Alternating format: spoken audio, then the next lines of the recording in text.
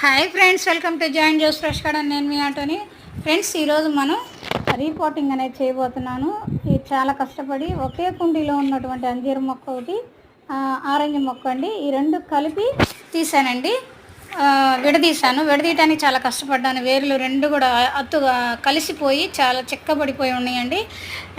దీన్ని మనం రెండు మొక్కలుగా పెట్టుకున్నట్లయితే చక్కగా గ్రోత్ అనేది బాగుంటుంది కనుక వీటి యొక్క ఏజ్ వచ్చేసి 3 years అండి. అందుకే మొక్కల్ని మళ్ళీ విడగొట్టి నేను వేరే వాటిలో పెట్టబోతున్నాను. నా వీడియో మీకు నచ్చినట్లయితే లైక్ చేయండి, షేర్ చేయండి, కొత్తగా చూస్తున్నట్లయితే సబ్స్క్రైబ్ చేసుకోండి ఫ్రెండ్స్. అలాగే మట్టి మిశ్రమం కూడా కలిపాను.